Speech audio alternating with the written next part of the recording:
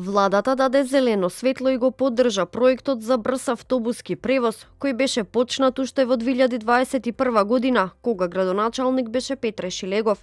Иако тогашната опозицијска ВМРО-ДПМН го критикуваше проектот, сепак сегашниот градоначалник на град Скопје од нивните редови Орце Ѓоргиевски се одлучи да го спроведе.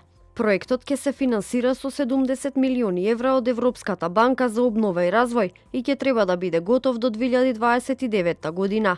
Градоначалникот на град Скопје Орце Ѓоргиевски преку објава на социјалните мрежи рече дека БРТ е еден од најзначајните инфраструктурни проекти кој ќе овозможи побрз, сигурен и предвидлив превоз за граѓаните. Проектот предвидува изградба на две линии во Скопје, едната исток-запад, а втората север-југ, набавка на хибридни нископодни БРТ возила, патнички информативен систем, паметни станици како интеграција со системот на управување со сообраќајот во градот. Проектот за воведување на БРТ беше презентиран на јавност летото 2021 година од страна на Петре Шилегов.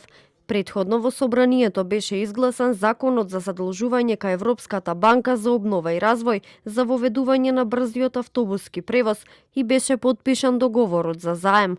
Во тоа време Шилегов рече дека преку ваквиот проект, освен тоа што ќе се скрати времето за патување од едниот до другиот крај на градот, туку и позитивно ќе влијае врз аерозагадувањето.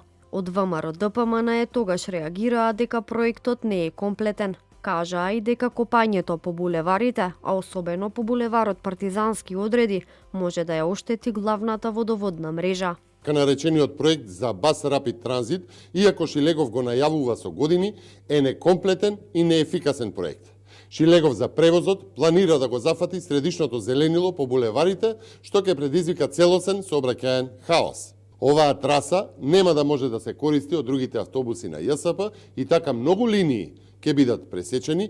Телевизија 24 испрати прашања до град Скопје и градоначалникот Орце Ѓоргиевски за тоа зошто проектот кој претходно бил критикуван и блокиран сега се спроведува, но до објавување на овој прилог не добивме одговор.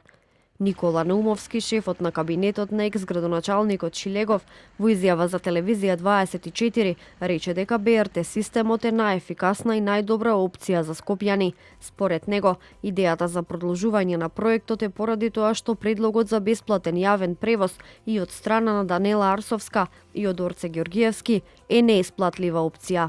Унапредувањето на автобускиот превоз веќе пред 4 години свативме дека не можеме тоа да го направиме, бидејќи градоначалничката тогашна и сегашниот градоначалник кога го поддржуваа планот за бесплатен јавен превоз, отпосле сватија дека не може тоа ниту да помислат да го направат, правејќи ги пресметките за тоа колку кошта. Тие сватија дека и сегашниот јавен превоз, сегашните автобуски линии со сегашните возила не само што не може да ги задоволат потребите на скопјани, туку и ги трошат ресурсите на градот наместо да заработуваат или некаква позитивна нула да остваруваат во смисла на приходи, тие тонат во се поголема и се поголема дупка. Проектот за брз автобуски превоз беше стопиран и од поранешната градоначалничка на град Скопје Данела Арсовска. Порече си една година од нејзиниот мандат се премисли и рече дека ќе го продолжи проектот, но тогаш не доби поддршка од советниците на ВМРО-ДПМН и проектот беше блокиран. Поради промените на локалните власти и блокадите во Советот на град Скопје, од 2021 година па навака, од државниот буџет се плаќаат по 350.000 евра годишна камата на Европската банка за обнова и развој, бидејќи не се користат одобрените пари во висина од 70 милиони евра за воведување на брз автобуски превоз.